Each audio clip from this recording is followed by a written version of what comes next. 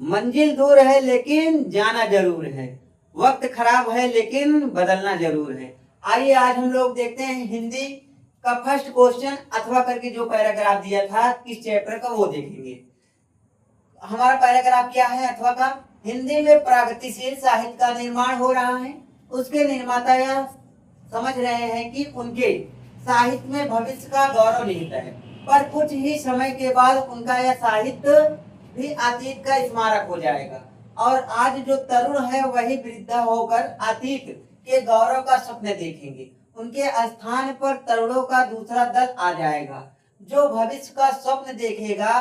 दोनों के ही स्वप्न सुखद होते हैं क्योंकि दूर के ढोल सुहावने होते हैं। इस पैराग्राफ में कहानी ये है कि इसमें जो वृद्धा लोग हैं उनका सारा समय बीत गया, दूर चला गया, उसको सोचकर संतुष्ट होते हैं अर्थात खुश होते हैं। और जो नौजवान लोग होते हैं भविष्य के बारे में अपना सोचकर खुश होते हैं, लेकिन ये नहीं जानते हमको भविष्य में क्या होगा और क्या मिलेगा।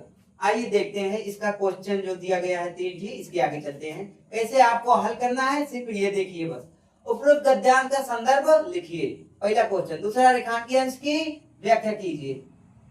तीसरा क्या है, प्रस्तुत गद्यांश में प्रगतिशीलता से क्या तात्पर्य है। तो हमारा पहला क्वेश्चन क्या है, उपरोक्त गद्यांश का संदर्भ लिखिए, मतलब ये जो पैराग्राफ है कौन पाठ से लिया गया है, इसके लेखक कौन है, बस इतना ध्यान देना है आपको। बस यही आपका क्या पाठ और लेखक का नाम याद होना चाहिए संदर्भ के लिए। संदर्भ सही तुम्हारा सब क्वेश्चन सही। संदर्भ में क्या लिखेंगे, प्रस्तुत गद्यांश हमारी पाठ्य पुस्तक हिंदी गद्य के क्या लिखूं नामक पाठ से लिया गया है। इसके लेखक पद्मलाल पुन्नालाल बख्शी जी हैं। ये इतना लिखेंगे किसमें, संदर्भ में। फिर दूसरा क्या है, रेखांकी अंश की व्याख्या। रेखांकी अंश की व्याख्या अगर करना है तो अपने शब्दों में थोड़ा वो बढ़ा चढ़ा के इसको क्या करना है, लिखना है। नहीं समझ में आ रहा तो यही रेखांकी अंश वाला उतार दो। सिर्फ आपका क्या पाठ का नाम और लेखक का नाम जरूर ये सही होना चाहिए, ठीक।